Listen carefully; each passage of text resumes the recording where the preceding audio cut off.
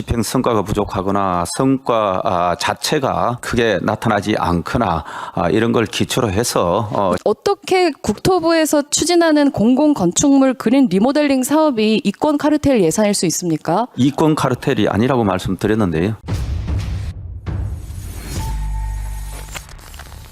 23조 원 지출 구조조정 내역 정말 공개 안 하실 건가요? 구조조정액은 제가 늘 말씀드렸지만은 정부의 구조조정을 포함한 정액까지 다 담긴 내용이 두툼한 예산서상에 들어있다. 그리고 구조조정한 감액만 자꾸 이렇게 말씀을 하시는데 그 세부 내역이 예산서상에 있다는 말씀 드렸고 그래서 국회에 와 있다. 두 번째 감액만 또 발라내면은 왜 이런 사업을 감액했느냐 그러는데 예산서상은 감액한 것이 또 유사한 항목 또 다른 쪽에 정액으로 들어와 있기 때문에 정감을 같이 봐야 된다. 그래서 감액만 발라내서 이렇게 참 자료 제출을 해드리기가 그것만 해서 드리기는 굉장히 저희들이 실질적으로 어렵고 그 내역은 예산서상에 다 상세히 담겨 있다 하는 말씀으로 양해해 주시기 바랍니다. 부총리님, 작년 예산 대비해서 올해 총 삭감된 예산이 얼마죠?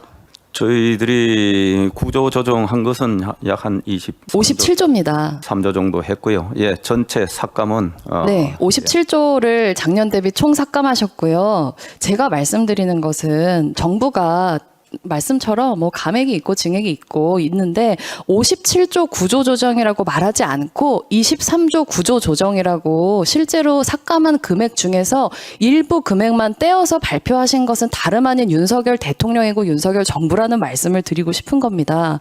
모든 재정 사업을 원점에서 재검토해서 정치보조금 예산, 이권 카르텔 예산을 과감히 삭감했고 총 23조 원 지출 구조조정 단행했다.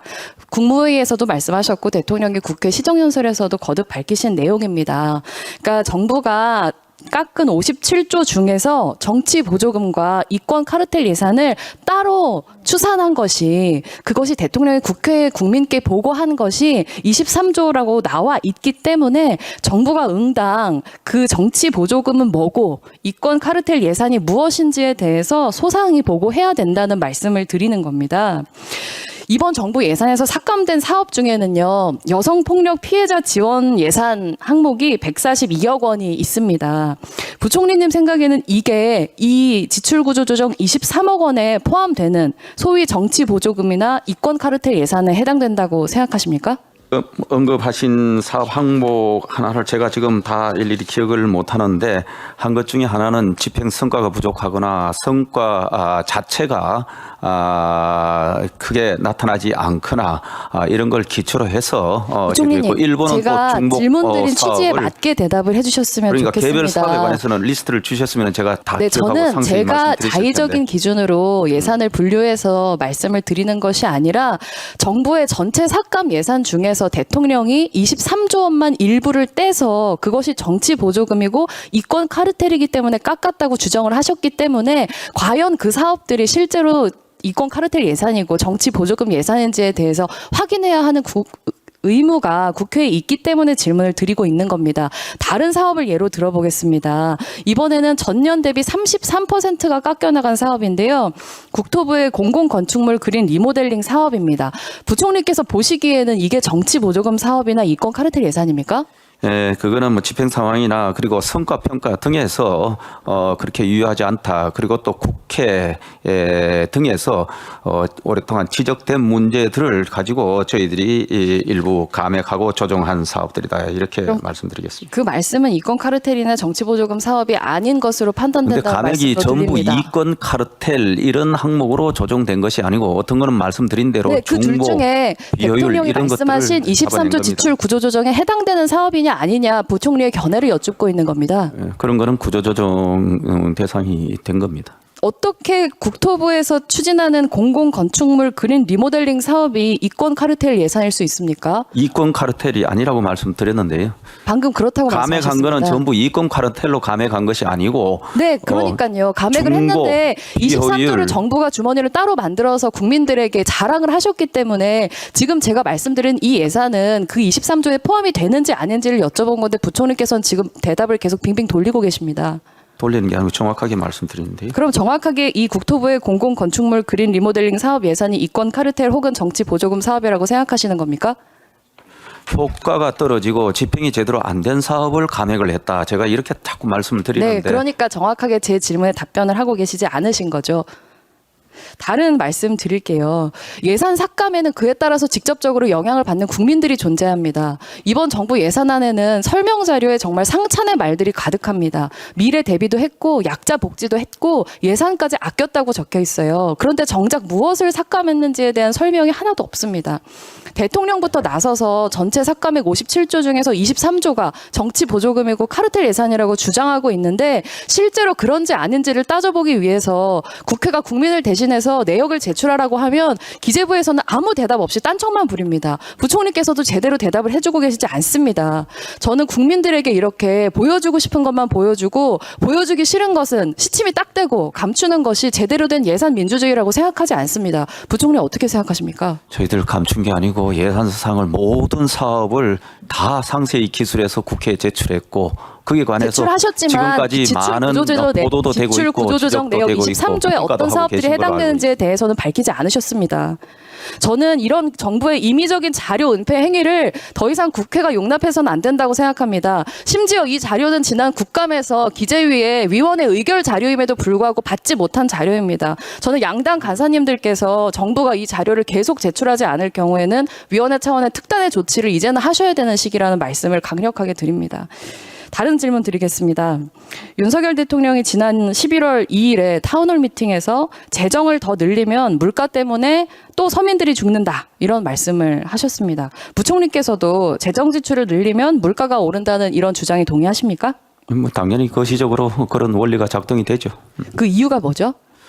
당연히 재정이 지출이 늘면 수요가 정대되고 그것은 물가 압력으로 나타나고 그리고 또 국채 발행을 더 하게 되면은 금리 인상으로 나타나고 이런 것들이 다 우리의 이 재정 부담이고 물가 상승 부담이고 금리 상승 부담이고 이것은 결국은 우리가 서민 경제, 민생 경제 안정을 위해서도 거시적으로 바람직하지 않다 이런 취지입니다. 더구나 대규모 빚이 또 발생하는 것은 물론이고 미래 세대에 잔뜩 네, 알겠습니다. 빚을 넘겨주는 시중 유동성이 증가하면은 그것이 물가 상승으로 이어질 수 있다 이렇게 제가 받아들여도 되겠습니까? 그거하고 좀 전에 말씀드린 또 금리 인상 그런 영향을 내용들을 미친다. 포함해서요. 예. 어쨌든 유동성이 늘어나면 그게 물가 상승으로 이어질 예. 위험이 있다 이렇게 보신다는 거잖아요. 예. 그러면 부총리께서 얘기하신 그 전제하에 제가 말씀을 좀 드려보도록 하겠습니다. 국회 예정처 추산으로는 지난해의 대규모 감세 조치로 인해서 향후 5년 동안 무려 82조 원의 감세 효과가 발생을 하고요. 이것에 더해서 일몰이 연장된다는 가정하에 K칩스법 하나만으로도 4년 동안 15조 원의 감세가 추가로 이루어집니다. 여기에 더해서 유류세, 개소세 인하하고 공시가격의 현실화율을 조정해서 발생한 보유세 인하까지 더하면 이번 정권에서만 발생하는 감면된 세금의 규모가 무려 100조 원에 달합니다. 이것은 시중의 유동성을 증가시키는 원인이 아닙니까? 그러니까 이거는 이제 이 세제 측면에서 조세 간단하게 지출 대답해 통해서 주시면 재정 좋겠습니다. 확장을 드리고 싶은 얘기가 하는 많습니다. 것이고 이 시중의 유동성을 증가시키는 조치가 아닙니까? 이것은? 그러니까 이거는 수요 확대를 조세 측면에서 지원하는 것이다. 그래서 재정 지출을 늘리는 쪽 그리고 또 세금을 덜 걷어들이는 쪽 이것이 다 재정 쪽에서 소위 말해서 수요를 받쳐주고 또 민생을 지원하고 기업 활력 제고를 위해서 쓰여지는 돈들이다. 예, 맞습니다. 결국 세금 감면과 재정 지출은 근본적인 차이가 없어요. 그러니까 조세 지출이라는 용어가 있는 것이고요. 결국 걷기로 한 돈을 걷지 않는 행위 역시 시중의 유동성을 공급하는 행위입니다. 말하자면 윤석열 정부의 감세 조치는 한 해에 20조나 되는 유동성을 공급하고 있는 것과 다름없는 겁니다. 그러면 이런 감세 조치 역시 유동성을 공급하는 것이기 때문에 부총리님 논리대로라면 물가가 오르는데 영향을 미치지 않겠습니까? 그거는 전반적인 또 세수의 크기와 관련되는 것입니다. 저렇게 5년간 누적시키는 것으로 보면은 평균 우리가 국세 40조 같으면은 5년 동안 같으면 2,000조를 바탕으로 말씀을 하셔야 되는 겁니다. 거기에 우리가 한 해 조세 감면을 어떻게 하고 거기에 민생 지원이나 기업 활력과 같은 데서 어떠한 정책을 갖고 가느냐 그 맥락 속에서 2천조의 맥락 속에서 저 크기를 보고 그것이 그러면 부총리님께서는 이런 조세 감면이 유동성을 늘리기 때문에 물가 요인으로 작용할 수는 있지만 그 규모의 문제를 봐야 된다 이렇게 말씀하시는 거라고 그런 제가 관점에서 받아들여도 되겠습니까? 종합적으로 저희들이 거시를 운영하는 겁니다. 거시 정책을. 네, 알겠습니다. 정부의 물가 걱정하고 제가 앞뒤가 맞지 않는 정책을 또 하나 말씀드리려고 합니다. 정부가 올해 부동산 시장 연착륙이라고 하는 미명 아래 실제로는 주택 가격을 떠받치기 위해서 소득에 관계없이 DSR 적용을 대폭 완화하는 특례 보금자리론을 정책금융으로 풀었습니다. 이 상품이 10월까지 무려 42조 원이나 팔렸습니다. 이것 역시 시중에 공급된 일종의 유동성이라고 봐야 되는 거 아닙니까? 저것이 아시다시피 우리 무주택의 청년 그리고 우리의 일반 국민의 무주택의 주택 구입 그리고 네, 전세 이 제도의 취지에 등을 대해서 위한 제가 알고 있는데요. 정책 제가 지원이고 말씀드리고 저 있는 것은 당시에는 이러한 우리 정부의 주택 부총리님 시장, 죄송하지만 부동산 제가 질문하는 시장이 내용을 좀 급냉하는 들어주시겠습니까? 상황에서 위원장님 나오는 제지해 정책이었다. 주십시오. 제가 듣기에도 좀 그렇네요.